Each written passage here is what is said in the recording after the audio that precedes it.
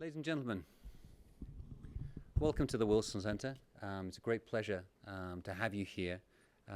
As most of you in this room know, the Woodrow Wilson International Center for Scholars is the official living memorial to our nation's 28th president. It's the idea of this memorial is not just to create a static building in marble and stone, but rather to create a place where the world's best and brightest scholars on international affairs can come together. The work that these scholars produce here at the center and also around the world is really what marks us out as an extraordinary and unique institution. This event gives me special pleasure today for a number of reasons. My name is Duncan Wood. I'm the director of the Mexico Institute here at the Woodrow Wilson Center. And I have been lucky enough to work with Dolia Esteves, the author of this book, for a number of years. When I first moved to Mexico, I was introduced to her back in 1996 as a Mexican. Yes, I know it's been a long time, Dolly. I'm sorry. As a highly unusual Mexican journalist who was interested in actually playing a role in the bilateral relationship, who really understood the United States. And in those days, there weren't many of them around, I have to say. I've had the opportunity to work with Dolia on a number of projects in my academic role when I was in Mexico, and now it's fantastic to be able to work with her on this project here. The presentation of her book, U.S. Ambassadors to Mexico, The Relationship Through Their Eyes, is a unique opportunity to get insights into the historical record, or really rather to establish the historical record. The ambassadors that we have here with us today cover a period of U.S.-Mexico relations from 1989 to 2002, a period of incredible deepening of the U.S.-Mexico bilateral relationship. It's tough for us to think back before the NAFTA and to think what were things like back then. And when Ambassador Negroponte arrived in 1989 in Mexico City, the possibilities of actually pulling that agreement together still seemed like it was going to be a long and difficult road. Both on the bilateral or trilateral negotiations front, and also, of course, in terms of domestic politics. The U.S. and Mexico and Canada pulled that off. We then moved forward into a new period of relations in the North American region. Ambassador Jones came in to take over the mantle of guiding that relationship from Mexico City, and saw it through an extraordinary period from 1993. Through to the late 90s. And at that point, I had actually just arrived in Mexico City, and although I didn't get the chance to meet you, Ambassador, I heard about you from my colleagues, and in particular from my boss in those days, Rafael Fernandez de Castro. And then I was lucky enough to meet Ambassador Davidal when he came in. And Ambassador Davidal was always incredibly kind with me, recognizing me as a newbie in Mexico, and giving me the benefit of his knowledge and experience. Ambassador Davidal also helped me later on to establish my own line of research on Mexican energy issues, and for that I'm eternally grateful. One of the things that particularly excites me about this project, and the reason why I think it's so important, is because it highlights the importance of the individual in international affairs. For those of you who have studied international relations at any point in your lives, we're told that it's structural factors, that it's institutions that really matter. But in fact, here we see evidence that individuals really do have an impact upon bilateral and international affairs. We see the importance that personality plays. We see the importance of the ability of an individual to marshal resources, to pull together coalitions, and to forge consensus. We also see here the importance of the historical record. This is a unique book in the sense that it pulls together all of these experiences from ambassadors stretching across a very long period of time in U.S.-Mexico bilateral relations. This book will stand for years afterwards as a resource that people can go to actually say, so what is it that the ambassadors were thinking when they were sitting there in Mexico City? Yes, I'm afraid. Without any further ado, I will turn over the microphone to Dolia Esteves. Dolia, congratulations on your book. Ambassadors, thank you so much for being here today. I'd like to make a special welcome as well to our audience that's watching on through the web. We'll be taking questions at the end of this session from the audience, and we'll also be taking questions from our Twitter audience. So please feel free to tweet away and send in your questions. anything that is actually repeatable, we will be using here. Many thanks. I don't do anything. Well, thank you so much, Duncan. That's very, very kind of you, kind introduction. Well, I want to thank everybody for being here. I know it was raining and maybe we could have had a bigger turnout, but this is more than enough. And I want to start by thanking the Woodrow Wilson Center, the Mexico Institute in a very particular way. I started this project, or the idea of this project, back in 2010. I spoke to Andrew Seeley, who used to be the director of the Institute, and he immediately bought into, you say. He was excited, and we planned the research, and basically the Mexico Institute sponsored this project, which included research and traveling to first finding the ambassadors, because it wasn't that easy.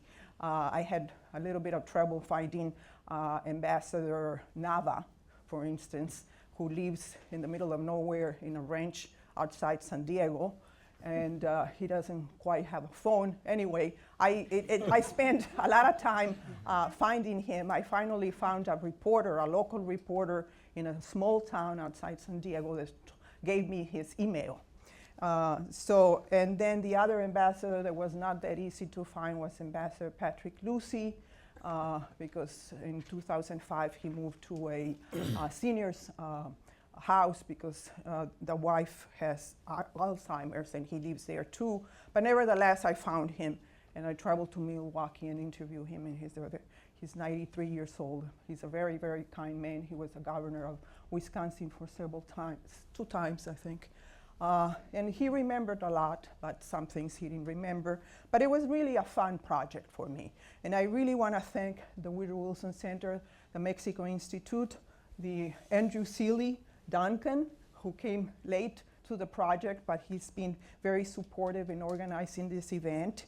And of course, Eric Olson, who also was very helpful, and Miguel Salazar, and Allison Cordell, who were they're staff members of the Institute, and they were very, very helpful in, particularly by the end of the project, giving my manuscript, the editing, the design, and the printing. So I'm really thankful to all of them. Now, I'm more thankful to the ambassadors, the 3 ambassadors that we have here, and the 5 that are not here, for being very, very generous with their time and being very candid in their responses, patient with my questions, and obviously without that, this book would have never been coming out to the light. Now, I have a few words of introduction. Mexico has never been an easy place to be American ambassador due to the resentment that has long characterized U.S.-Mexico relations. The American envoy, by definition, is a polemical and sometimes mistrusted figure. He is the closest and most direct target on which to vent 200 years of historical frustration. Sometimes the sole presence can exacerbate anti-American sentiments and nourish popular conspiratorial theories of real or perceived intervention threats. Over the past decades, his arrival in Mexico, with few exceptions, has been preceded by a public drama or baptism of fire, as Ambassador Negroponte politely called the barrage of media attacks that new ambassadors are subject to when they arrive to Mexico. Paradoxically, all have been granted agreement, and 5 out of 9 of the last 9 ambassadors have been awarded the Orden of the Águila Azteca, Mexico's highest decoration given to a foreigner. Ultimately, the ambassador's success or failure is measured by the effectiveness with which he represents the United States and the trust he gains from the host nation. Now, why this book? Well, my journalistic coverage of U.S.-Mexico relations over 2 decades, from the NAFTA negotiations to the so-called war on drugs, discussions with key actors in both sides of the border, and reading thousands of pages of US diplomatic cables that I declassify under the Freedom of Information Act. This has nothing to do with WikiLeaks. I declassify them under FOIA. It takes a long time sometimes. I waited some of them 8 years. I'm still waiting for them, but that's the way to go. Provoked my interest in interviewing all living former ambassadors to Mexico about their own experiences. I was curious to hear their side of the story. But the event that finally impelled me to start the project was the political storm caused by the leaked diplomatic dispatches or cables that led to the abrupt resignation of Ambassador Pascual in 2011.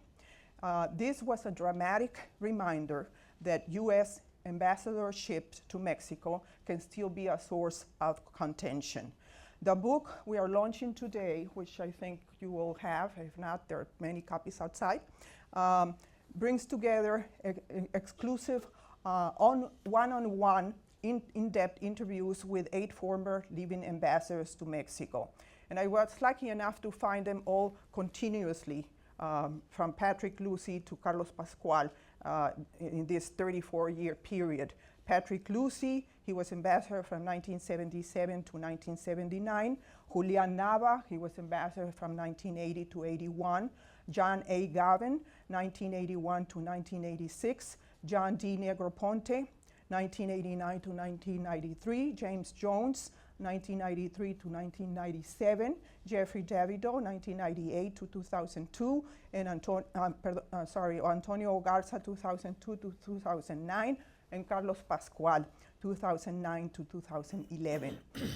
For health reasons, I was unable to interview Ambassador Piliot. He was ambassador to Mexico from 1986 to 1989.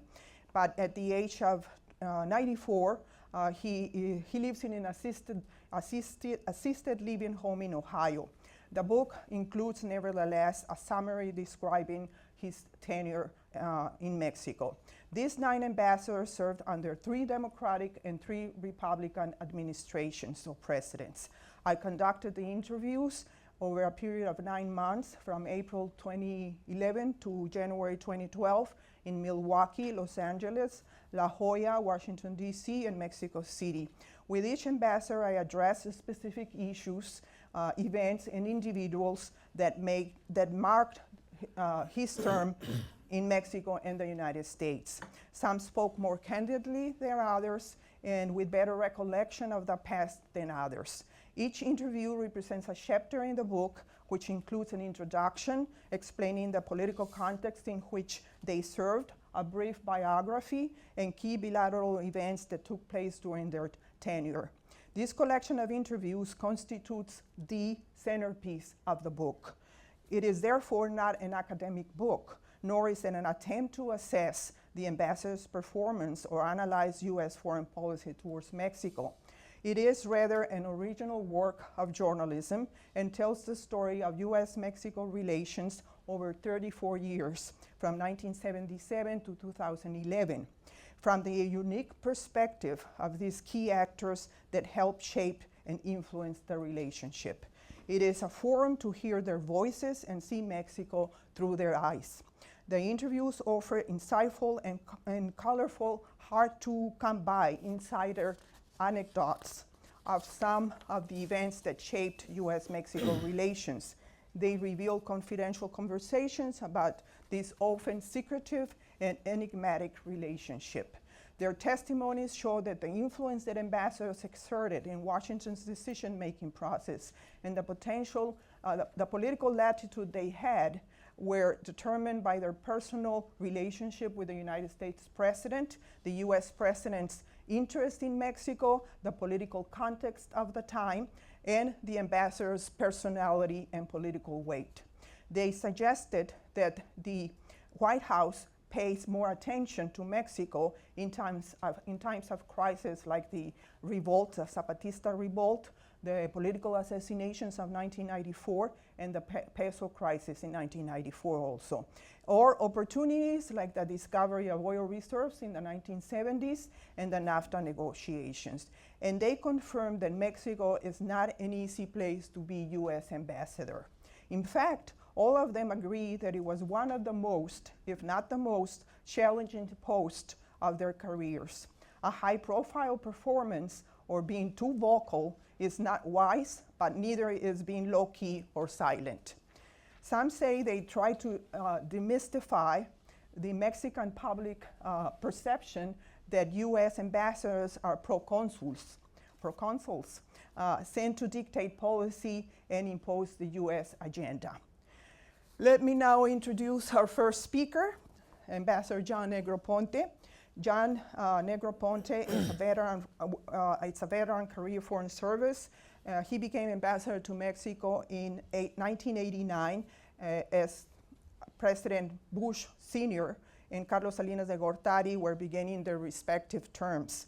While in Mexico, Salinas was portrayed as an illegitimate president, and in the United States, he was embraced as a reform-minded president, committed to the transformation of Mexico from a nationalist, inward-looking country into a pragmatic, outreaching nation, as Ambassador said at the time.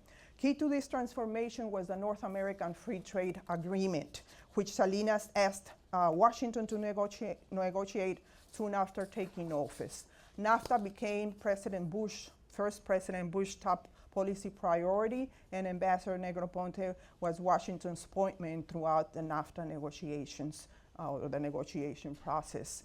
Negroponte remained as ambassador for the first 8 months of the Clinton administration, or the Clinton presidency, and left Mexico in September of 1993.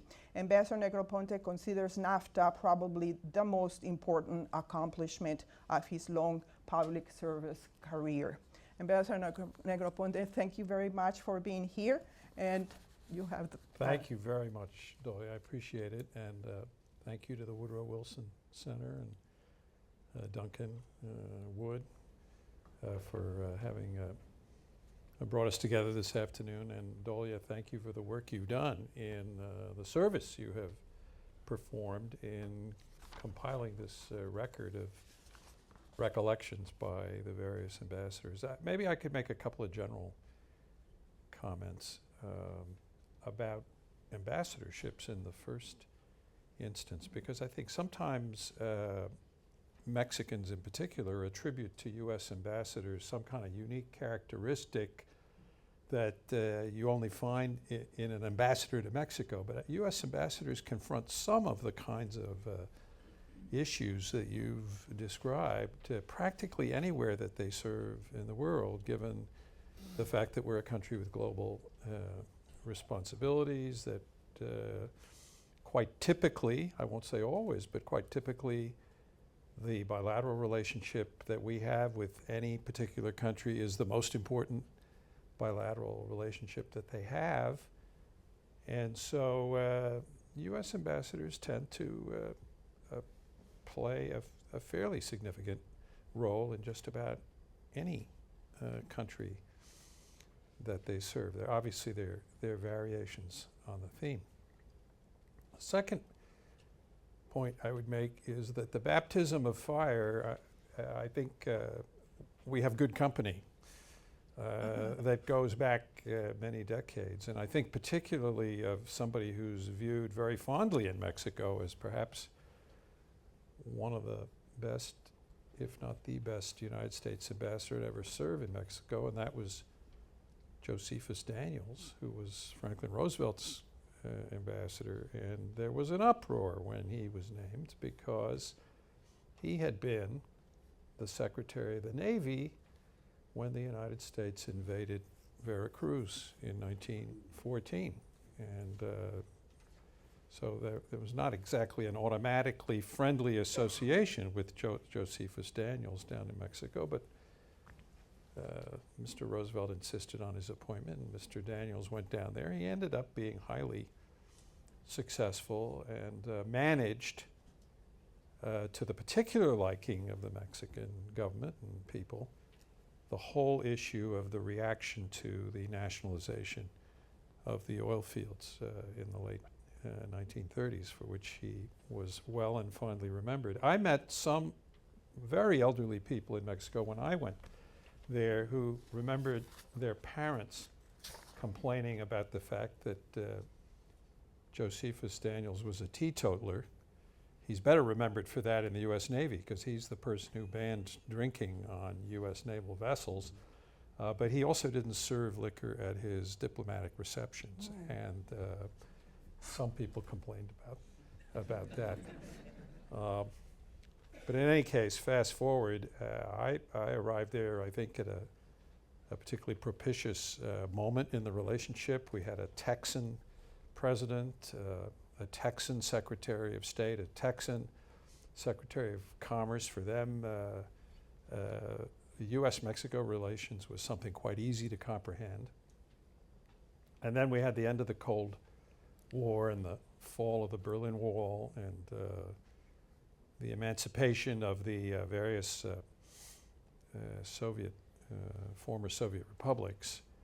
And President Salinas went to Davos in 1990 to the World Economic Forum, and he came back from that having concluded that, goodness, we're going to have to do something to compete for the world's savings and for the capital of the world, because all these new entities who've now gotten rid of communism want to play the sort of international free market game, if you will, are going to be highly competitive for these scarce capital resources. And therefore, and he conveyed this message to President Bush through Pepe Cordova, the chief of staff, and to me, and I took the message up to Washington. I think they probably pursued it in a couple of three different channels, but the idea of, well, what would the United States think of a free trade agreement? And that was 1990, and in a step-by-step fashion, we then ended up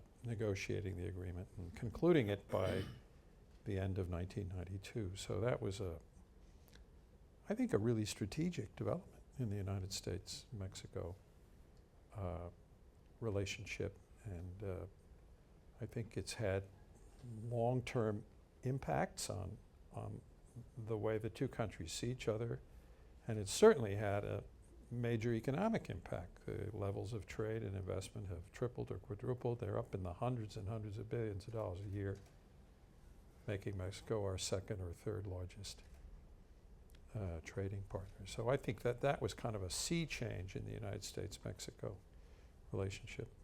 There were irritations, there were frustrations, but I don't know about what my colleague is going to say, but I find it very surprising if there's so much antagonism and so much frustration, why does practically every U.S. ambassador who come back from Mexico say that it was the greatest post they ever had in their lives? And also a lot of fun. It was a really enjoyable assignment. My family loved it. My children went to school there. My wife liked it. It was a great place to travel, which as an ambassador you get the opportunity to do. I visited 31 out of the 32 states.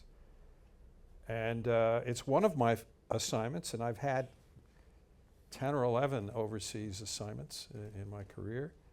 It's one of the assignments where we have been able to maintain regular friendships with people we got to know there long after we left post. And I can't say that that's true of every other assignment that I've had in the Foreign Service. There's some countries where I barely have any kind of contact left. So yeah, it's complicated and it's challenging, there's no doubt about it, but it was also both very important and a lot of fun. Oh, thank you so much for those words. It was challenging. Mm-hmm. That was one of the one thing that common denominator most of the ambassadors, or pretty much all the ambassadors I interviewed, said that it was the most challenging, but also the most fun, mm-hmm. and the one that indeed they remember the most. Mm-hmm. Okay, well, thank you, Ambassador Negroponte. Now, Ambassador Jones, Ambassador Jones presented credentials as U.S. Ambassador to Mexico in September of 1993, months before what turned out to be one of the most chaotic years in Mexico financially and politically. That is 1994. Ambassador Jones had no previous diplomatic background, but with the reputation of a skilled politician, and maybe he did, I don't know. Did you? No. But with the reputation of a skilled politician and consensus builder, President Clinton offered him the chance to become his point man in Mexico because, as President Clinton said back then, NAFTA was in trouble. In 1994, three extraordinary events we had in Mexico, three extraordinary events: the Zapatista rebel uprising in Chiapas, the murder of the PRI presidential candidate Luis Donaldo Colosio in Tijuana, and the collapse of the peso. This forced Ambassador Jones into crisis management role. Aside from NAFTA, the one other instance in which Washington paid full attention to Mexico during Ambassador Jones' 3 years and 9 months tenure was the dramatic collapse of the peso at the end of 1994. Before becoming ambassador, Ambassador Jones had little interest in public service abroad, but he accepted Clinton's offer, which he now says turned out to be one of the most enjoyable and interesting jobs I ever had. That's a quote. Ambassador Jones, thank you so much for being here. Thank you, Doya, for the book, for the interviews, and for what you shed light on this very important relationship. Like Ambassador Negroponte, Mexico does stay with you. I visited also, my wife and I, 31 of the 32 states.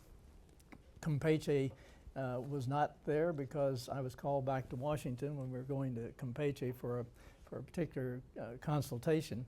But the other thing I would mention that Ambassador Negroponte said, the friendships that you make in Mexico, even though you're representing very strongly the views of the United States, are friendships that stay with you.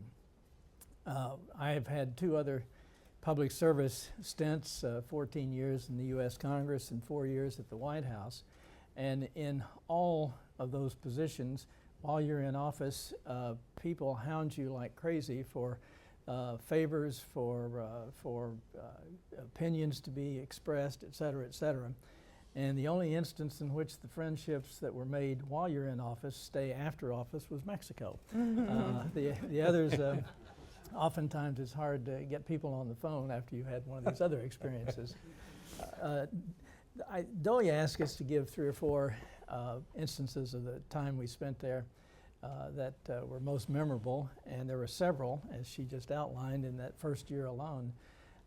But I think the thing that I recognized at the time President called me, I was in New York, head of the American Stock Exchange, and had been working with the private sector to help negotiate and pass NAFTA and to create a climate where it could pass in the United States. And what was evident to me in that period of negotiating and pre-NAFTA passage was how important that was to our bilateral relationship.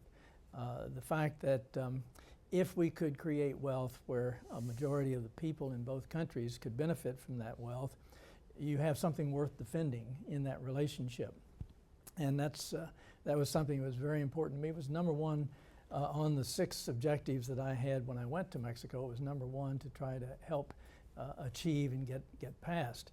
The other thing that was evident from my first time to Mexico way back in 1966, I think it was, as a young staffer on President Johnson's staff that took the trip down with him to Mexico, was how this relationship had been very, very difficult over the years, and how it was changing by the 1980s,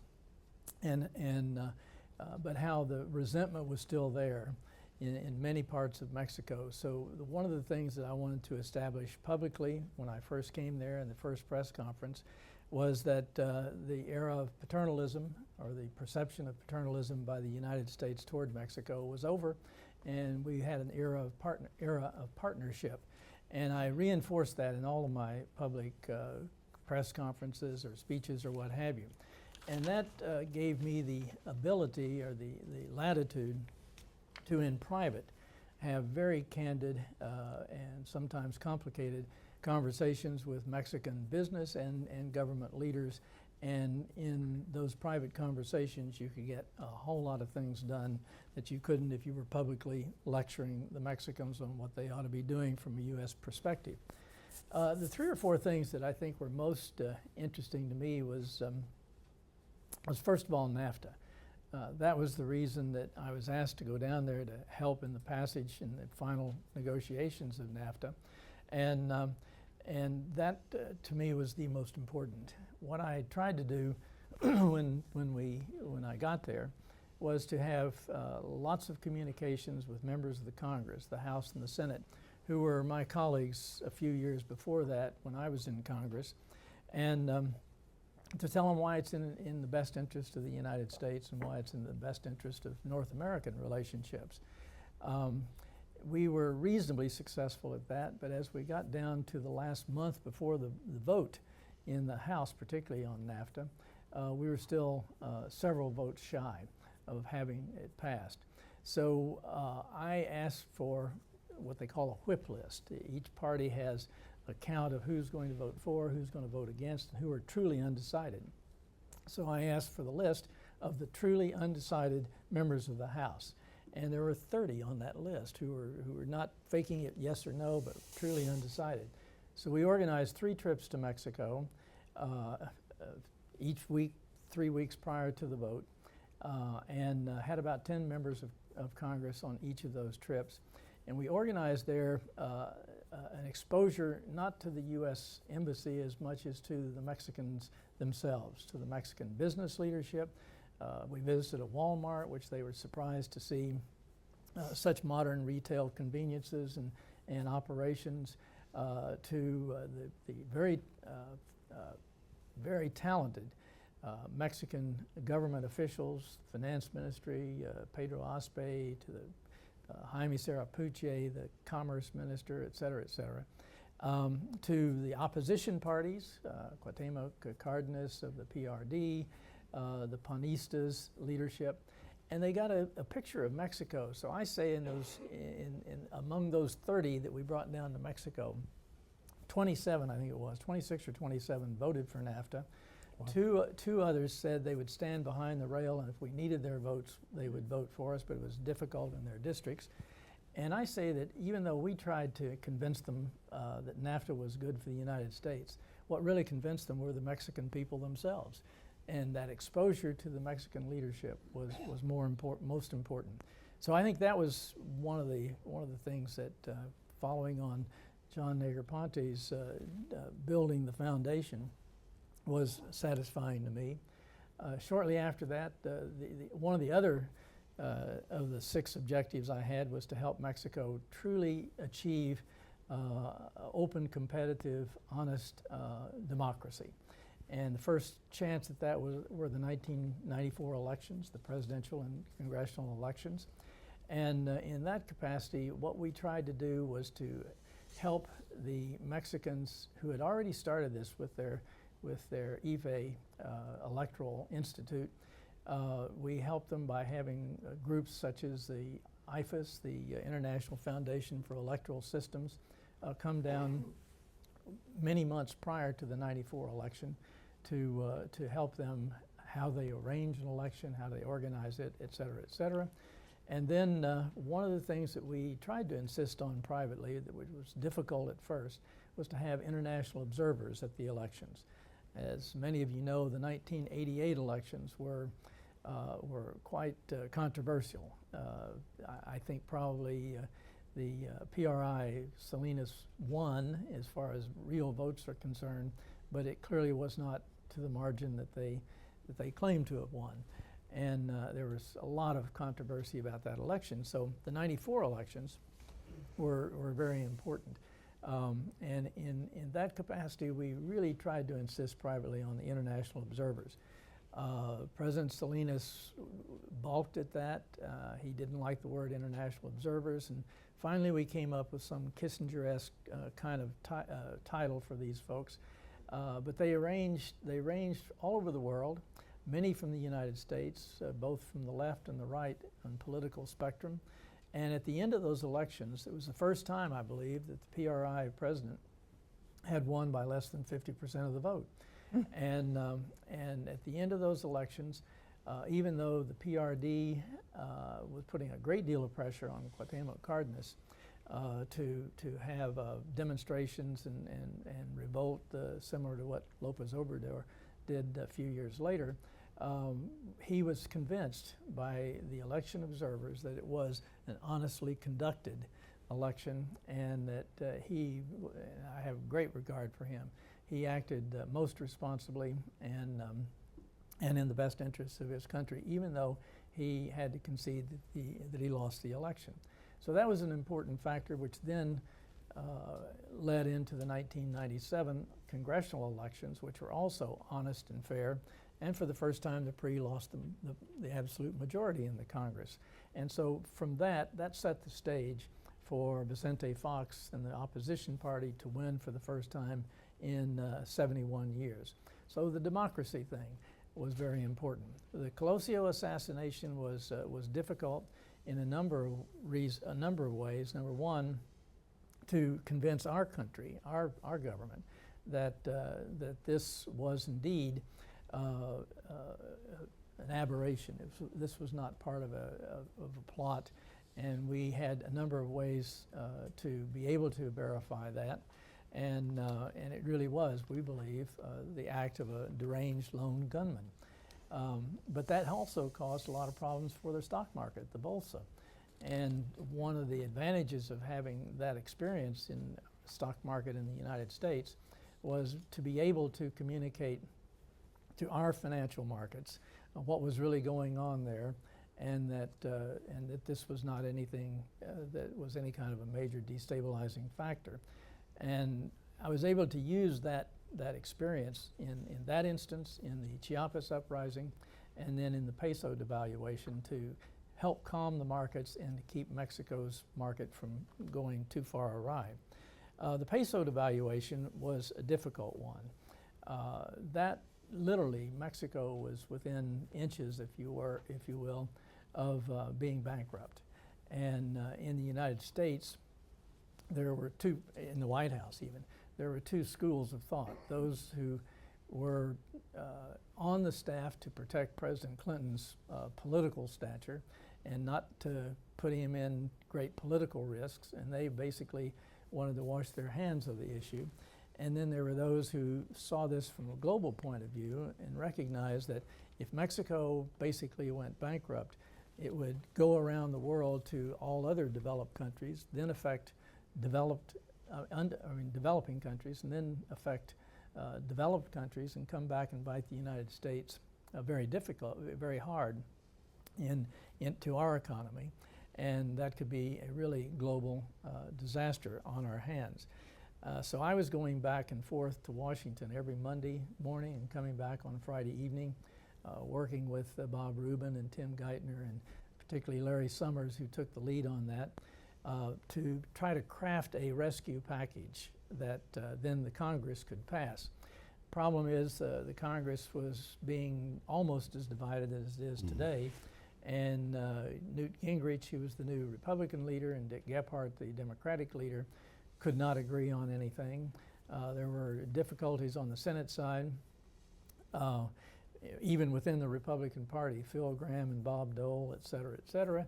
And so putting this package together and trying to get Congress in a position to ratify it was what I was doing for about a month there. It finally fell apart. We presented overnight a package, put a package together overnight. Larry Summers and I presented it to the president. Vice President Al Gore was the devil's advocate in trying to pick holes in our argument as to why the president should accept this package and do it unilaterally through an executive fund. And when we were finished, the president was just emphatic. He said, "We'll do it." And that's one of the times that usually Bill Clinton was very thoughtful, would weigh all sides of the issue, was not quite so decisive, and he was very decisive in that case. And it turned out to be good for Mexico. It diverted bankruptcy. It was good for the United States for the same reason, but also Mexico paid back the entire amount within 8 months, and I think we made about $800 million in interest on it. So it was a good It was a good deal. Yeah. So anyway, those were some of the. There were many more Thanks. that were really a great experience. Well, thank you very much for that comprehensive summary of your 3 years, 9 months as ambassador to Mexico. You had your hands full. There was a lot going on at that time, big changing times. 1994 at one point looked like it was, you know, the end. And one of the things that you tell me in the interview is that Washington was more nervous about Mexico than the embassy or you down there on the ground. That usually is the case, I suppose. I think that's usually the case. Well, thank you, Ambassador Jones. Now we turn to our last ambassador. And it's just chronological. It has nothing to do with, not even alphabetical order here. Let me see, Ambassador Jones. Oh, here. David down. Ambassador So Davido. they Well, forget so soon. Thank you so much for flying all the way from California to be here. No, I flew from Brazil to be Oh, here. from Brazil. Okay. Okay, well, thank you so much. It's even a longer flight. Tell me. Ambassador Davido became ambassador to Mexico in July 1998, 13 months after his predecessor had departed, that is Ambassador Jones. The Republican-controlled Senate refused to confirm President's first choice for the post, who was a political appointee. Governor from Massachusetts, Weld, some of you might remember him. And the White House took a long time to find a replacement. So as a result, I think this has been the longest time that we didn't have an ambassador in Mexico, 13 months. During his 4-year service in Mexico, Ambassador Davido witnessed Mexico's most dramatic change in recent history, which is the end of 71 years of one-party rule by the PRI and the election of the center-right pan-opposition candidate Vicente Fox to the presidency in the year 2000. One of the first things that President Fox did was ask Washington to negotiate, unquote, a comprehensive bilateral immigration agreement. But as we know now, there was no political will or desire in the Bush administration or in Congress to reform U.S. immigration laws to please the incoming Mexican president. As a result, in his last year in Mexico, Ambassador Davido witnessed the deterioration of the relationship between the two presidents, that is President Bush and President Fox, and the two countries. Fox and Bush drifted farther apart as Mexico, at that time, it was a non-permanent member of the UN Security Council, refused to endorse U.S. plans to invade Iraq.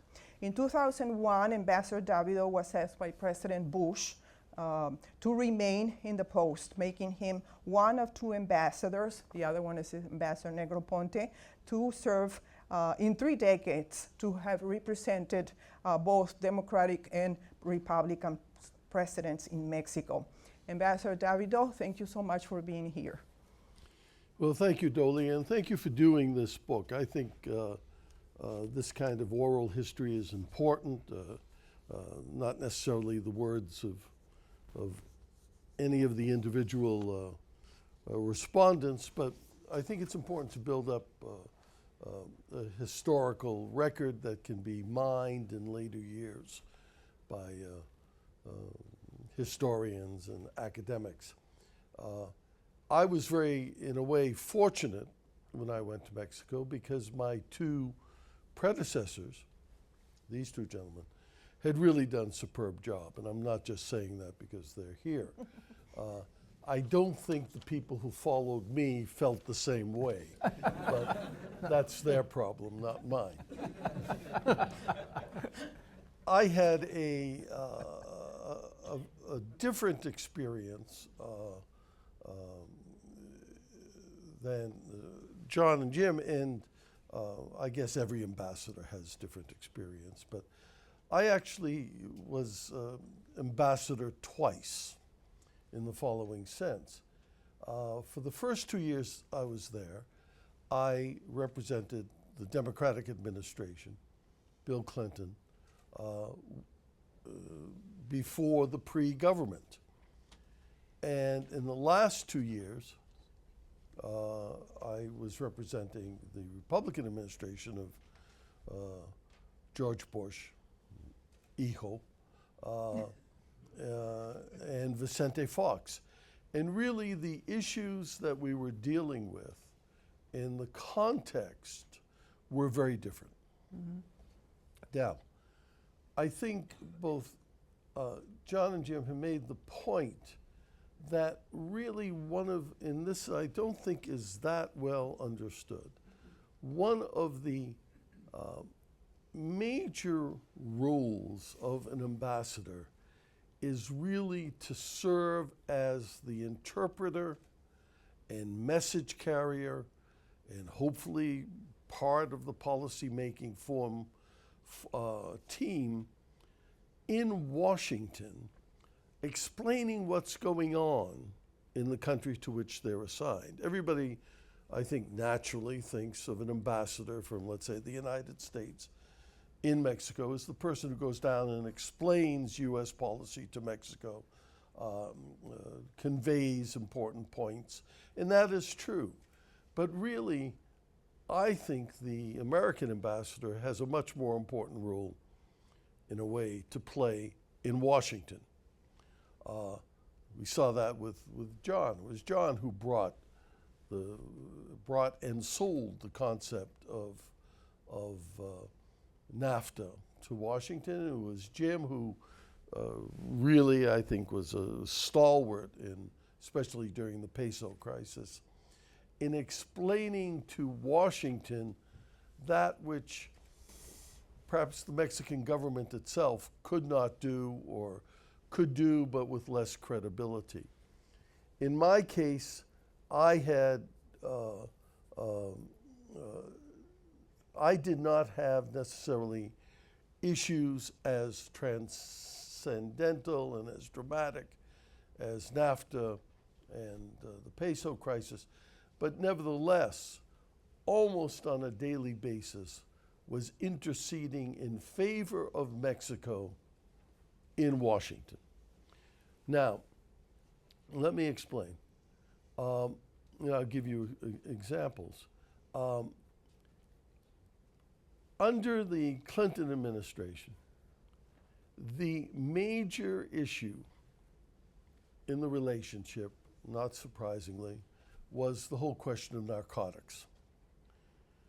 And for those of you who may not recall, the issues relating to certification, the process by which the U.S. government would decide on a yearly basis whether foreign governments were doing enough to help in the fight against the narcotics trade to warrant our unilateral certification of those governments as being in the good guy category and therefore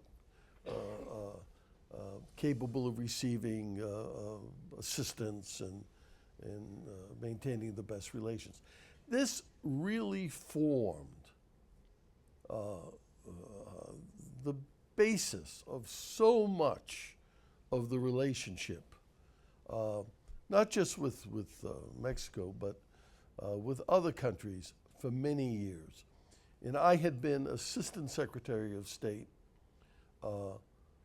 prior to going to Mexico, so I had been dealing with this, particularly with Colombia, Mexico as well. And what we had in particular, I think, in those last years of the Clinton administration, was a real division in Washington between those who wanted in some way or another to punish and decertify Mexico. That was the term, decertify. Mm-hmm. And those who realized that that would be a really stupid thing to do.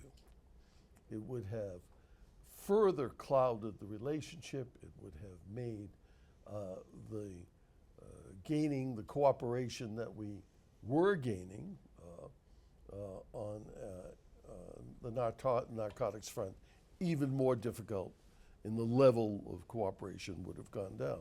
Now, the difficulty was that this division was not only between elements of Congress, elements of the administration, but within the administration itself.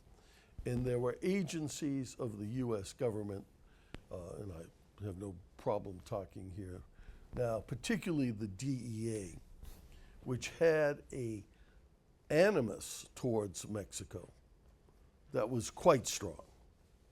And a lot of that was historical, and those of you who remember the Camarena case. But it made maneuvering in Mexico, dealing with the Mexican government and explaining Mexico to Washington quite complicated, in that the adversaries of better relations with Mexico were not only the traditional adversaries within Mexico, people who were still fighting, getting up in the morning and looking for Henry Lane Wilson or Joel Poinsett, but the people in Washington who really were looking for ways to deal harshly with Mexico. And that required intercession, required a certain amount of care in what we reported, how we reported, who we talked to in Washington. And that was a challenge. Then we moved into a period of the elections of 2000. And that was a most exciting period of time, which then resulted in this tremendous change in Mexico in terms of the PAN taking over, and a new government which had great aspirations for its relationship with the U.S., a new government in Washington, and these aspirations were largely based on what I think was a very naive view by both President George Bush and Vicente Fox that the two of them working together could really resolve the immigration issue.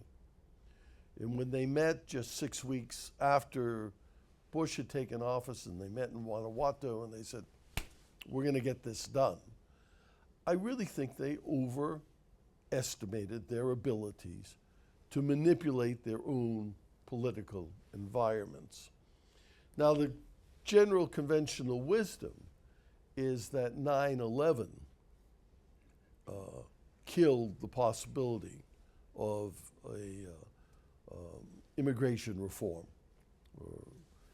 I don't think that's the case. I think it was dead quite before then, because after that meeting in February, and as committees formed, and as the Washington political establishment, and in this case I think it was particularly Karl Rove and the domestic political people, looked at the possibility of significant reform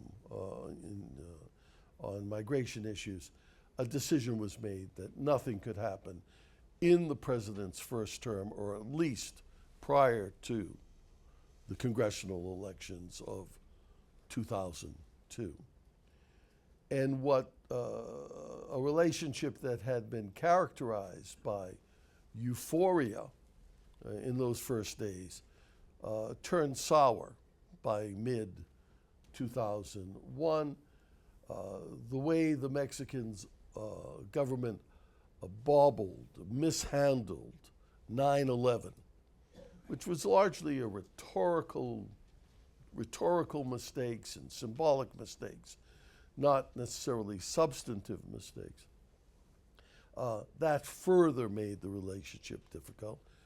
Plus, to be honest, I don't think the Fox government was as skillful in its management of many things, including the relationship with the U.S., as had been the previous government, which had had about 70 years of training in that. And so that made for a different environment. And then as we moved into the period of the Iraq War, things became quite sour. Now, I had left Mexico by that time, Yeah.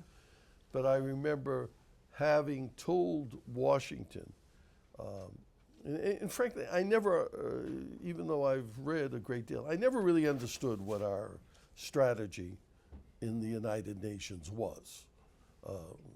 We can talk about that. That's a subject of How another much book. time do you have? Yeah. I don't know. What do you know? What do you know Well, I about my was health? I know you were, John. But the point I made was that there was really I left in, I guess, June. There was really very little possibility that Mexico was going to support us further in the United Nations unless it had the cover of countries, other countries, particularly France. And I didn't see that coming. And so the relationship got even more difficult. Nevertheless, by that time, and today, 10 years later, 11 years later, there is such a weight of continuity to the relationship, a weight that is carried by, right now, $500 billion worth of trade per year by political factors in the United States that we're all aware of, that the relationship with Mexico for us and the relationship with us for Mexico is too big to fail. And that will continue. But for me, what was interesting was having to deal with three very different sets of context while I was there during those 4 years. Okay, thank you so much. That was very enlightful. So now let me see. We have time for me to ask some questions to the ambassadors. I think you all three have covered a lot of the things that happened during the time you were ambassadors. But there's one aspect that we haven't touched on, I think, which is also equally important, which is your relationship with the Mexican president, because this is another of the perceptions that we generally have in Mexico, is that you have unlimited access to the president in turn in Mexico, as opposed to the Mexican ambassador here, who I don't think every time he wants to see President Obama or President Clinton or President Bush, he can be there in the evening. And many times you needed to deal with an issue and you called Los Pinos and you had access. So I'd like you to, first, Ambassador Negroponte, you dealt with only one president, one Mexican president, which is Salinas. Ambassador Jones dealt with two presidents, Salinas and Cedillo, and Ambassador Davido also two presidents, Cedillo and Fox. So I'd like you to say a few words about your relationship with President Salinas, and you said initially that you were probably closer or had more access, or you dealt better with his chief of staff, very powerful man at the time, Jose Cordova Montoya. And your perception of President Salinas from the time, he ended up in a big controversy, or at least his family. So what are your thoughts at this point? Well, a couple of things, and I read what both Ambassador Jones and Jeff said, and Ambassador Davido said in reply to your question on the same issue. I think maybe we can sometimes exaggerate a bit the importance of that issue. Again, going back to American ambassadors in general, I don't think it's that unusual for them to have access to heads of government. around the world. On the other hand, I think it's also an access that one uses carefully and sparingly. You don't call up the president or his office for every single thing. And there's one point that I take exception to what you wrote in the section on me in the book, where you said that I think you suggested that I kind of ignored the Foreign Office, and that's really not true. I think that's where the bulk of the relationship was carried out, and usually not with the foreign minister himself, but usually with one of the undersecretaries, depending on the subject matter. That was a fairly classic thing. We went there several times a week to exchange notes, to talk about various detailed aspects of the relationship. They may not have been major issues, but they were the kind of, you know, the working relationship, if you will, and much of it was carried out with the foreign ministry. But I did have a relationship with President Salinas. I liked him, I respected him, I thought he was extremely well educated and intelligent, and I think most importantly, he was a reformer. He wanted to reform the Mexican economy, to open it up and make it more competitive internationally. And I respected him for that. But sometimes I had to be very patient if I wanted to see him. I had to be willing to come very late at night because he couldn't necessarily fit me into his regular schedule. And so he'd say, well, come before. They used to watch the 10 o'clock news, I think. I think that's the time the news comes on in Mexico. And then after watching the 10 o'clock news, they'd all go home. And so they'd say, okay, you know, Pepe Cordoba would tell them, well, come on over while we're watching the news, or something like that. But I really dealt with the government as a whole. Mr. Salinas, and the other way, and I think we all must have had the same experience, the other way you got to see the president quite a bit, I think Jim Jones refers to it in one of his comments, is of course their delegations come in all the time. There are cabinet members, there are other negotiators, there's governors, mayors, business, everything. Yeah, I remember Boone Pickens. I went with Boone Pickens once to see President Salinas, speaking of business. And then you try to catch him in it. You know, a diplomat's got to scramble. You know, you don't, these situations are not highly formalized, and sometimes you have to create opportunities where you can. And if you have an urgent matter and you can't get an appointment right away, you take advantage of a delegation going to see the president, and you try to stay behind for a minute and a half to get across some point that's very important to you. So please don't get the wrong impression. It's not as if we could call up and sort of say, hey, President, we're coming over, you better be ready, kind of a thing. It wasn't at all like that.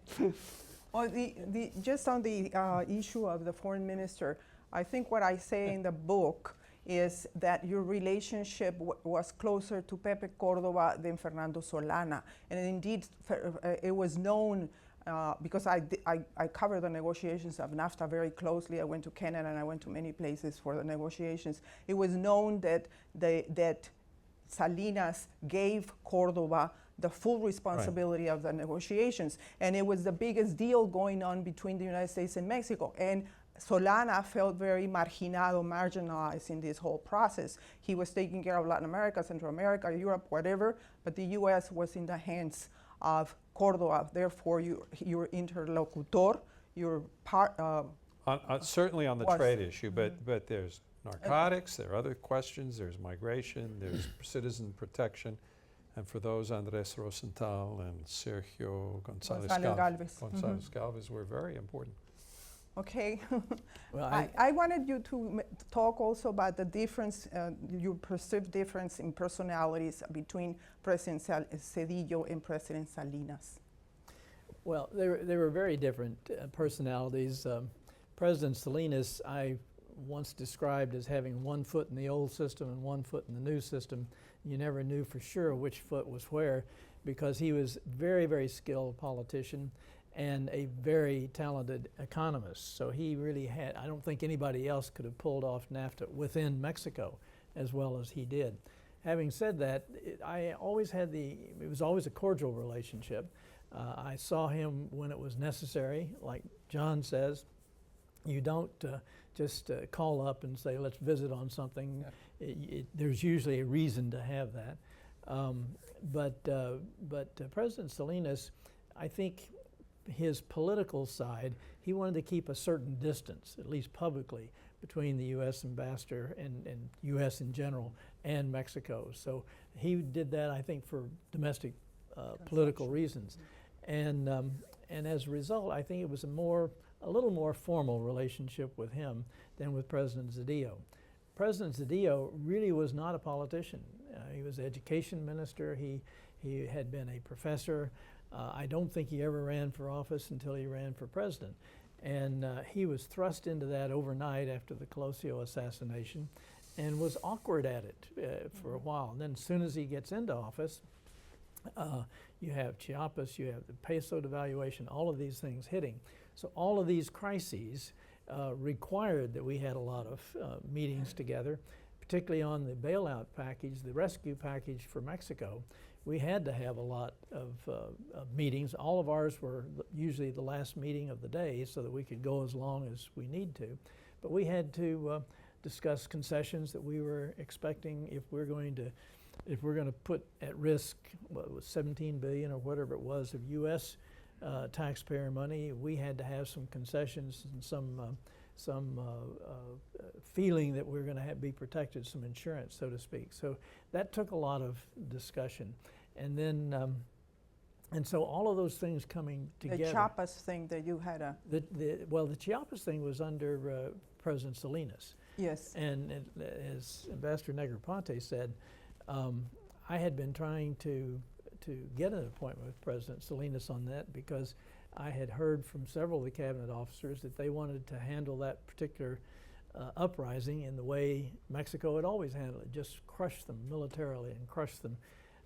And I felt very strongly that if they did that, it would basically not only interrupt but perhaps kill all the economic possibilities that would be as a result of NAFTA.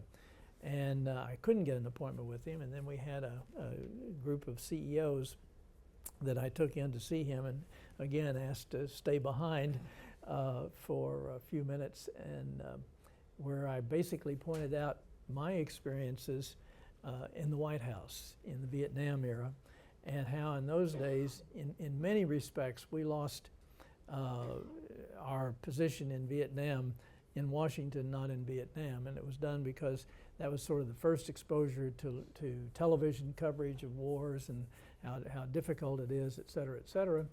And what I tried to point out is in 1994, television coverage was much more pervasive and much more dramatic and much more 24-hour. And if there was a crushing of the Zapatistas, that there would be, you could not keep out the world media from covering this, and that would be a real spooking. And so I said, don't worry about the U.S. Congress and don't worry about the White House. I mean, if you do that, we'll all complain and all that sort of stuff. But worry about Wall Street, worry about the investors, because they will drop Mexico like a hot potato. And your goals of trying to get economic growth going will just be out the window. Whether that had any effect on it or not, I think it played a role in the fact that he made the right decision, and they handled the Chiapas thing extremely well. He's the kind of person with whom that argument I would have thought would make an impact.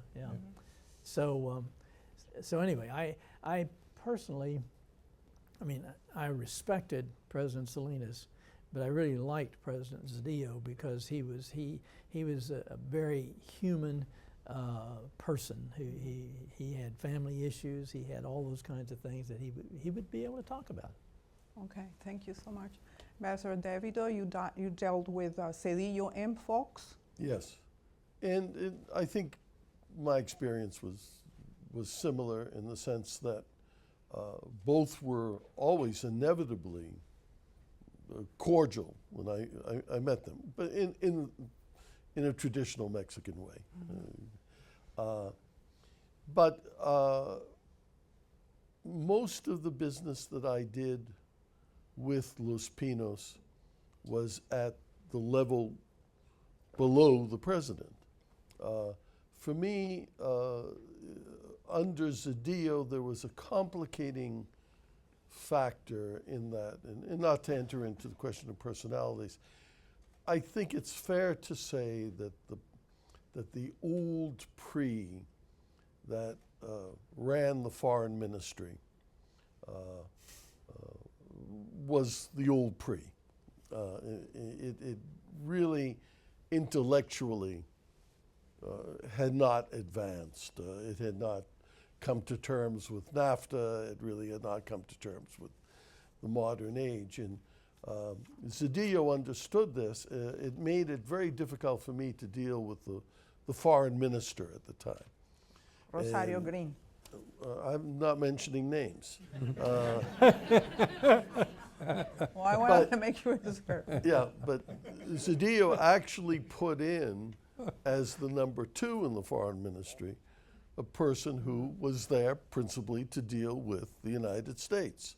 And periodically, the foreign minister would go to the president and demand that the number 2 be fired for being too close to the U.S. And there was always tension, but that relationship, the relationship with the foreign ministry was complicated, but we also had excellent relations with the prime minister, with the president's personal assistant in both administrations. Under Fox, we had a different kind of foreign ministry, different kind of foreign minister, Jorge Castañeda, and that brought interesting issues of its own. You mentioned his name. I said it was interesting. Jorge would be delighted to be referred to as interesting.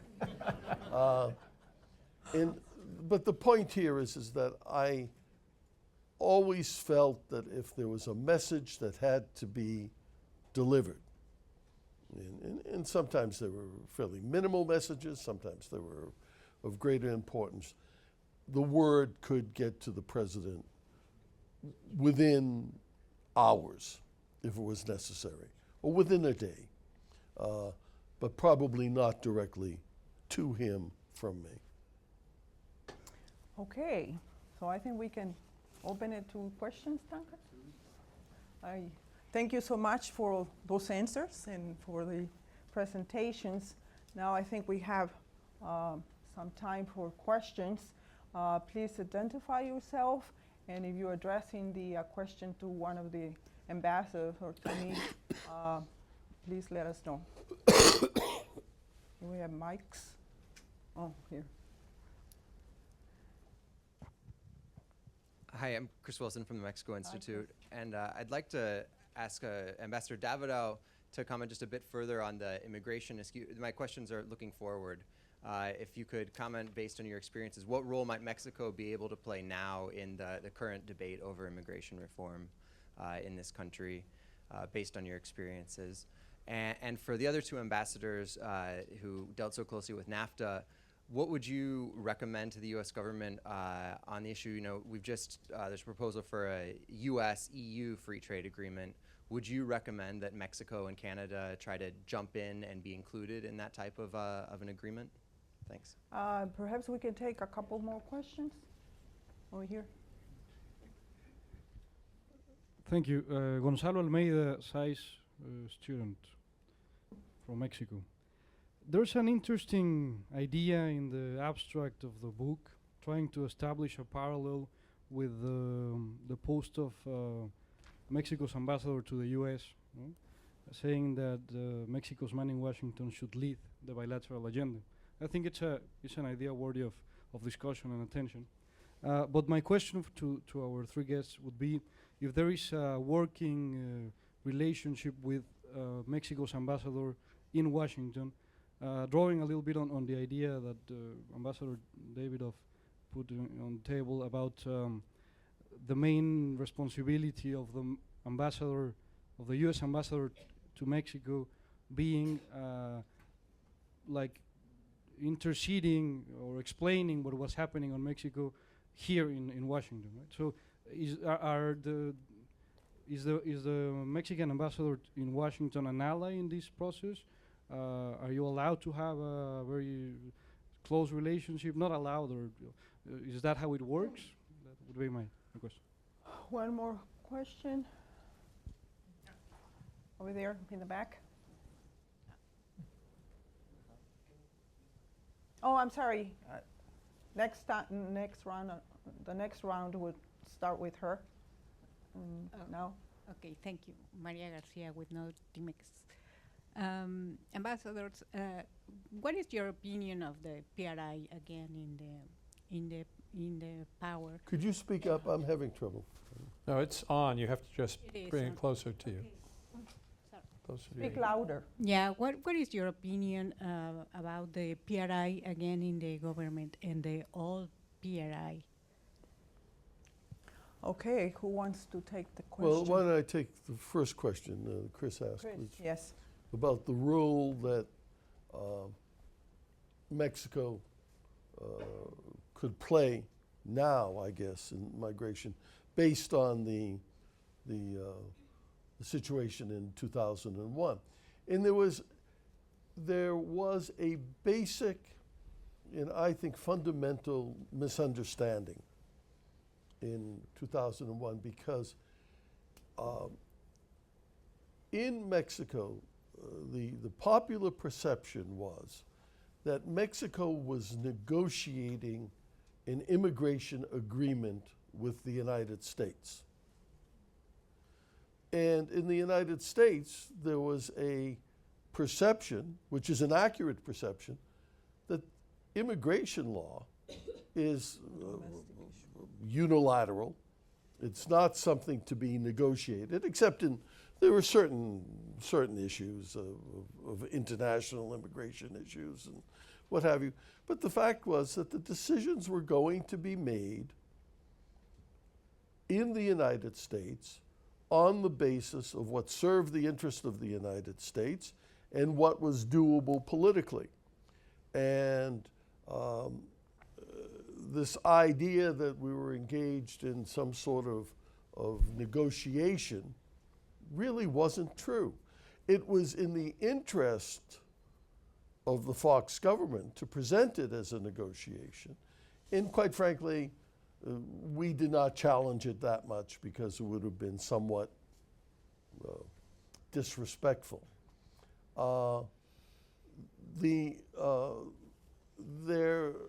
And I think the situation is the same today. Mm-hmm. Now, this does not mean that there will be no role for Mexico to play. I'll give you one example, which I think would be very important if immigration reform moves in a good direction, is that I think it will become incumbent upon Mexico to do more in terms of, especially if we go into a temporary worker program, to do more about registering, qualifying, moving workers back and forth between the United States and Mexico. Right now, Mexico really plays no role in the labor market. Mexican government plays no role. And I think that's going to have to change. I think there's going to be, as we move forward, requirements and responsibilities laid on the Mexican government.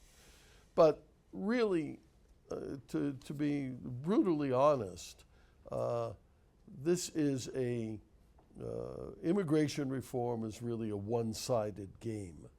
And I don't think that's going to change.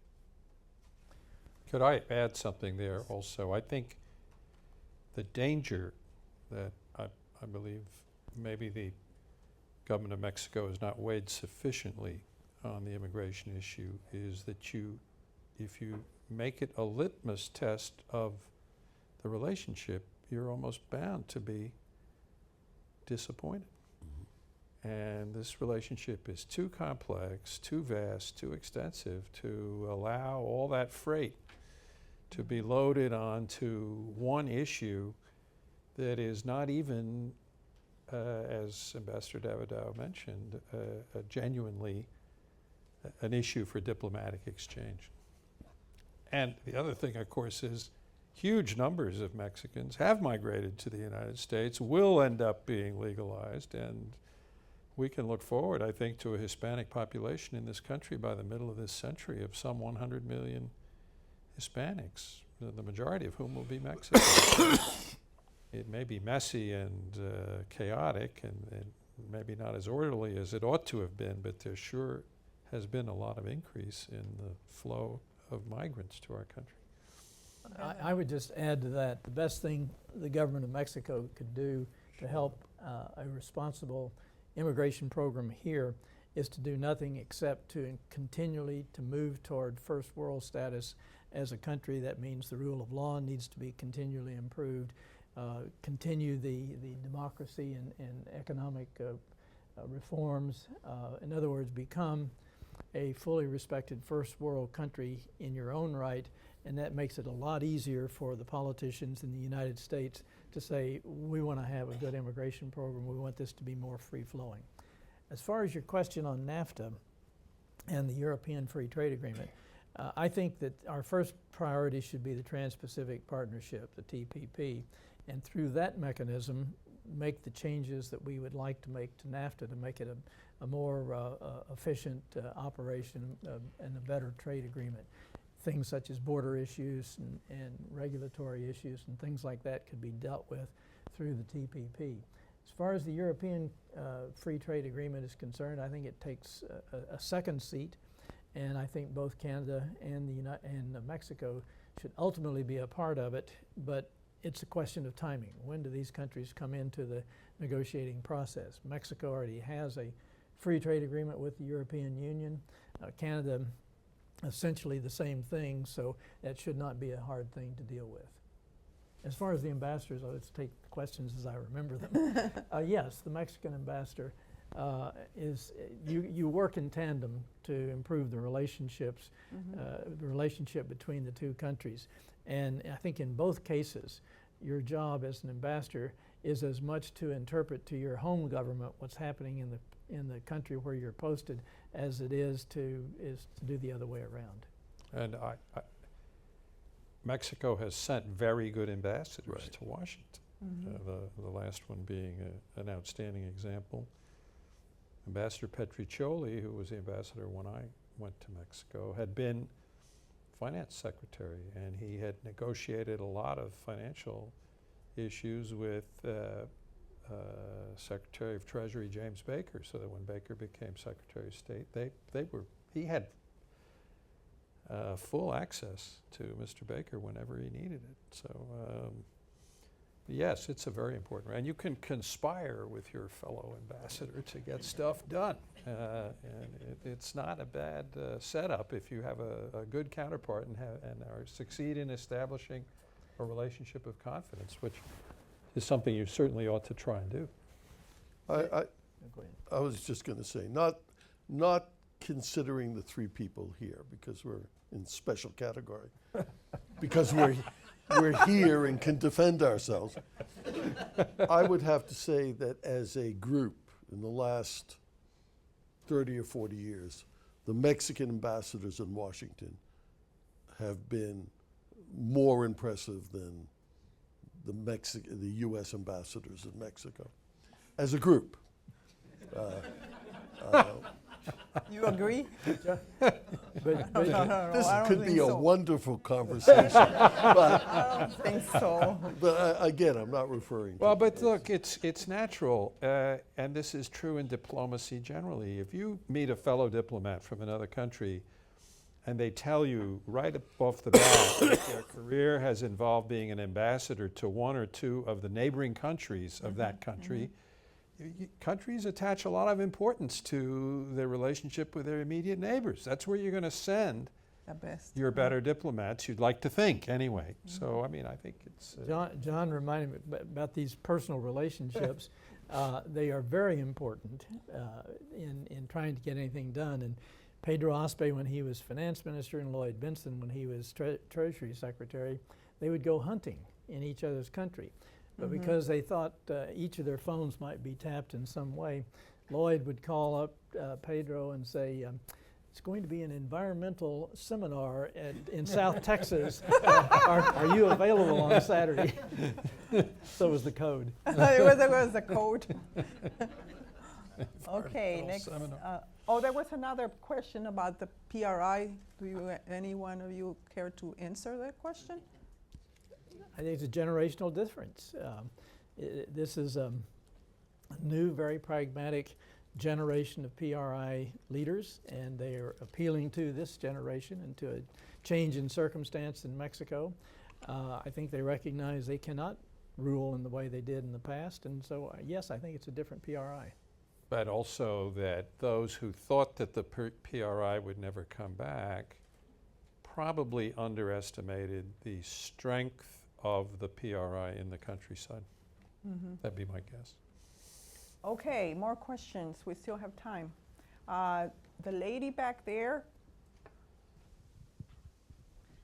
Thank you. My name is Vanessa Calva. I appreciate the comments that you shared with us today. Since NAFTA has been discussed several times, I would want to know your opinion. In the last year, especially with the political elections in both countries, there was some talk about how NAFTA perhaps should be renewed. And I was wondering if you have some comments about those type of arguments. Thank you. 2 more questions. Okay. Okay, her and then you, Margaret. Okay. Abril Reynoso from the Washington Center. This is for Mr. Davido. Do you consider Mexico the same porcupine as 10 years ago? I'm sorry, I didn't You consider hear. Mexico Porcupine question. Porcupine. And so do I consider Mexico? to be a porcupine? Not the same as 10 years before, because of your book. Okay. Margaret Hayes, and my question really comes because of my experience in part as director of the Council of the Americas during the early negotiations of NAFTA and subsequently. At that time, it seems we were able to mobilize quite a strong support group of Mexican and American business leaders who spoke positively here in Washington about the U.S.-Mexico relationship and so forth. I think you've mentioned, all of you have mentioned the importance of U.S. business delegations going to Mexico and Mexican officials speaking in Congress and so forth, but we don't seem to have been able to sustain, in spite of the incredible trade relations, a vocal public group supporting these better relations with Mexico, both economic, political, and other. Is my perception correct or not correct, and what do you see as missing from our common efforts in that area? I mean, I've heard individuals who had tried to organize a North American business partnership, commenting that it was hard to get the Mexican business community aboard in that. Where are we? Is this an important element of the relationship, and what needs to be done in order to enhance that kind of? Okay. I would take a crack at the last question, and basically I think the reason NAFTA was perceived for the longest time as a failure is because those who opposed NAFTA from the very beginning and lost kept opposing it and giving all the horror stories, and particularly the business leadership dropped out of the debate, and they did their business and that was it. I think that's things like the Mexico Institute is changing all that and changing opinions. The U.S. Chamber of Commerce, I've had lots of disagreements politically over the years with the Chamber of Commerce, but they are way out front, very progressive on trying to rebuild that North American relationship, and they're sort of exciting the business leadership here. I went with a delegation a couple of weeks ago. They're trying to excite the Mexican business leadership. I think that's going to happen. So I think the forces, the private sector forces that helped propel NAFTA to begin with, are beginning to be reformed, and I think that's a very good thing. Although there's not anything as specific as the NAFTA bill in the Congress to advocate for. I mean, we really had something to rally around at that time, and there was Juan Gallardo and Guillermo Güemes and that whole group, and they were fantastic. Speaking TPP, though. Right, we will have it, and there'll be a need for this again, and we ought to keep those muscles in tone. You mentioned the Council of the Americas, Margaret, which I chair, and we've had an initiative lately to organize some conferences along the border to show the advantages of doing business on the border. We had one in Laredo last July, we had one in Tijuana a couple of weeks ago, and we intend to continue doing that. So I think there are efforts, but there hasn't been some major project around which to coalesce, and maybe the TPP will offer that opportunity. In terms of the question about the porcupine. Can you still buy that book? You say you want to buy the book. The way to buy the book is go to Amazon.com, seriously, Yeah. and keep scrolling down. And you can actually get it for 1 cent. Oh my God. Plus postage. Because that's how they, $100 in postage. No, $5. nobody should pay real money for that book, but you can get it for a penny, which does wonders for my ego, I can tell you. Look, I think both countries, both the bear and the porcupine, to use that, have become more mature in the last 10 years. And that's all to the good. I think, however, that underneath, the ability of the United States to act in a way that doesn't take into account the realities of Mexico and treat the relationship with respect, and Mexico's ability to find disrespect and insult and effrontery where none exists. Both of those basic elements still exist. I think they've been well controlled in recent years, but I don't think they have disappeared. And there was another question about reviewing NAFTA, I think. Well, that's a good idea. Why don't you take that? I've already commented on that through the Oh, TPP. okay. Yeah, and the TPP is kind of viewed as the way of, one of the ways of modernizing and updating the NAFTA, since both Canada and Mexico will be involved, as well as ourselves. And the other point I would make is just a more general one, which is that if 9/11 brought about a decade, if you will, of more focus on security rather than competitiveness, I think we've now entered a decade where I think we'll probably focus more on competitiveness rather than security. Not at the expense of security, of course, but I think competitiveness is going to raise its profile in the years ahead, and it's very consistent with everything that our government and I think other governments are trying to achieve. And I think that's where the North American unit is going to be very important, because we have very much complementary resources and assets that if we are able to make our trade relationships more efficient, we're just going to be the outstanding thing in the whole global economy. And so I think that's going to drive it. I've believed since I basically left Mexico as ambassador 15 years ago or so that we're essentially in the next 15 years or so going to be a borderless economy and a borderless society. We're going to see Mexicans and Americans cross borders very freely, and the political atmosphere will allow for that, just because of the commercial relationships, the business relationships, the family relationships, and all those things. 3:30. Yes, on the NAFTA question, I wanted to ask Ambassador Negroponte one question, because there's been a lot of talk about this, and maybe you can straighten the record. during the NAFTA negotiations. Is this labor and immigration? Yeah, no, this is labor, immigration, and oil, oil. yeah. And indeed, in his I want to kill that one dead. Okay, so what's the question? Indeed, in his memoirs, President Salinas claims that he had talked about this with President Bush Sr., El Padre, and that he said no, oil is not on the table, and he did insisted on labor mobility, and the response was. Okay, I think I've read your interviews of the other ambassadors, so I feel that you have perhaps what I would call an insistence on that question. And I honestly believe it's an unwarranted one. I think your suggestion of your question is that maybe there was some trade-off suggested. If you give me access, if you give Mexican labor access to the American market, we'll give you access to Mexican ownership of Mexican oil.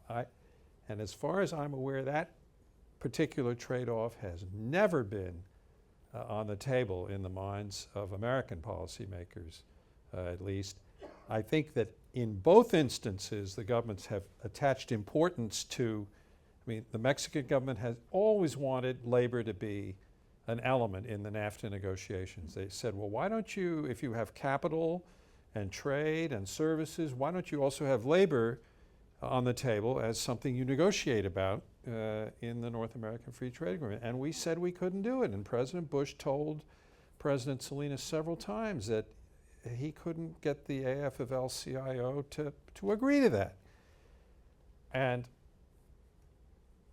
the Mexicans told us something similar, but not in the context of a trade, but they told us something similar with respect to our eagerness to be able to invest in the Mexican oil sector. And there's a meeting that Herminio Blanco remembers very well, where Presidents Bush and Salinas met in San Diego, and Mr. Bush walks into the meeting, and I'm there, and he says to President Salinas, why won't you let us invest in your oil sector? Come on, it'd be good for you, it'd be good for oil, we get more production, everything else. And I jumped in to explain it, the Mexican position, told him about the nationalization and Cardenas and the fact that there's the day that the Mexico nationalized the oil industry is it's a national holiday in Mexico. I had to explain that to my children who went to school in Mexico, why they were getting the day off on the day of oil nationalization. But I don't think anybody, at least in the US government, ever seriously contemplated trying to trade these two issues. Okay, well, we have to straighten the record for Mr. Salinas because he does say it very explicitly in his memoirs. Yeah. Let's take a couple questions more. One in the back. Okay. Over here? And medium? One down here. After him, then medium.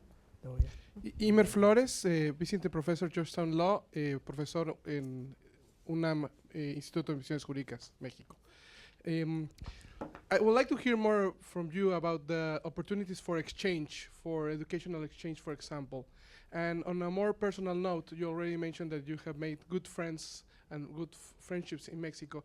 And I'm also wondering, what else do you take from Mexico in a more cultural level, the soft power of Mexico? Okay, her and then medium. Just two questions. Recently, I was in Texas, and by chance, there was this Texas businessman talking about oil. And he was mentioning that U.S. companies are now more exploiting, oil in the U.S., and the patents have changed. And they actually, it may happen that at the moment where, Mexico decides, to open up the sector, the U.S. companies actually might not be there, at least not the small and middle-sized companies, to actually. So the reform may actually, backlash. That may become not as expected. We always in Mexico think that, the U.S. wants our oil. I'm from Mexico, but in reality, it might happen that in the end they might not. That was a comment. So I was wondering if you have any comment about that. And also, in terms of immigration reform, what would be possible for the Mexican government to do in a proactive way in terms of advancing the agenda, not trying to interfere in the U.S. Decision on what to do in immigration, but only unilaterally, I mean, from on its side, what would be good for the Mexican government to do? Thank you. Okay, last question here. Thank you. Mana Jones, Global Strategist. I have two questions. First of all, what in recent years, from the outcome of NAFTA, there have been some results of the opposite results from Mexico, Canada, and United States. And I was wondering if you have any thoughts about that the U.S. have the less positive results with this treatment, and if the TTIP is going to change those results as far as the positive outcomes. The first one is Canada, then Mexico, and then United States. And my other question is regarding you talk about it a lot of the migration reform from Fox and Bush, President Bush. We all know they had a really close friendship when they started being presidents. The outcome after the ONU voting and the war and stuff came in. Do you think if this event didn't happen, if they would, even though the Congress wasn't approving this reform or doing any negotiation, as you said, but the friendship, this relationship would have any other outcome on this regard issue? Okay. Short answers, I guess. Ambassador Negroponte needs Okay. As I understood, the last question was, if Fox and Bush had been able to maintain a close friendship, might there have been a different outcome on immigration or something else? Or if 9/11 hadn't happened, is that what you're It's asking? hypothetical. Yeah. Yeah. These are hypothetical issues. I don't think Bush ever came to dislike Fox. I think Bush came to see Fox as a less responsible, less serious person to deal with. Okay, but I really do think that much of international relations really doesn't have much to do at the center with whether one person likes another person or doesn't. It can help, but certainly on the immigration, even before 9/11, very strong political forces were at play in the United States. And after 9/11, the world changed. So I'm not sure whether the personalities of the two people really made that much difference. Let me just add to that. I was in the private sector, but I was kind of drawn into this thing. After Davos, President Fox made a speech, I understand, in France. And he is a very good speaker who adapts to his audience at that time very well. And he adapted to the audience, which was very much against the United States going into Iraq. Right. And basically, the word got back that he basically told them that we shouldn't do it. And I was asked by people in the government at the time, how do you repair this? And I said, my impression of President Bush is you're either with me or against me. And he interpreted that as you being against me, and I think that ripped the relationship, or at least as I understand it. And so the relationships are important, but it's very important to nurture those relationships too. As far as the education one, yes, I think one of the things we tried to do when I was there was to expand the Fulbright program for exchange of students and scholars. The biggest difference I found in the relationship between the United States and Mexico from my first trip there with President Johnson in 1966 to when I became ambassador in 1993 were the fact that there were educational exchanges. In '66, I didn't meet a single Mexican in high government or business position who had had any part of their education outside of Mexico.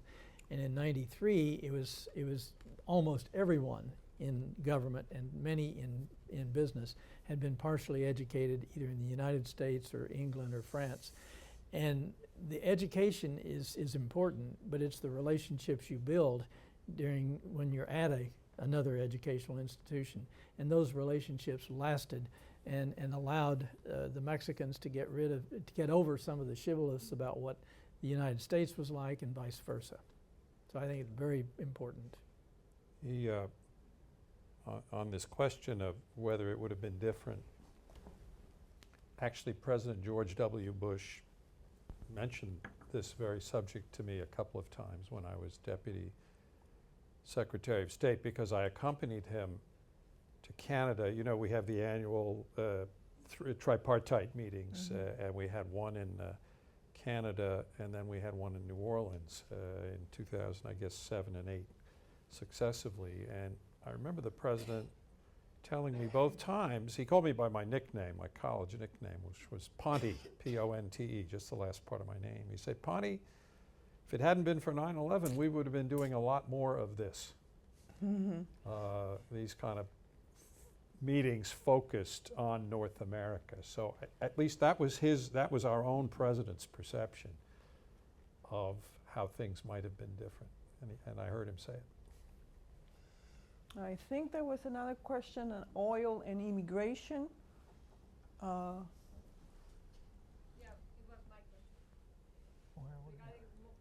Oh, now that there's the possibility that Mexico may do something to open its oil, that the time may be out of.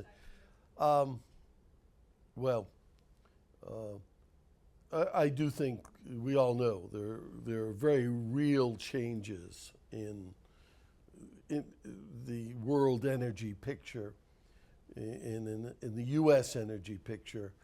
I do think, however, if opportunities develop in Mexico for private investment in the oil sector, there will still be a great deal of interest. Oil companies go to the middle of, the worst places in the world to drill. I think Mexico would get a lot of interest. But there is no question that the whole balance has changed. I think, no, go ahead. No, you're from Oklahoma.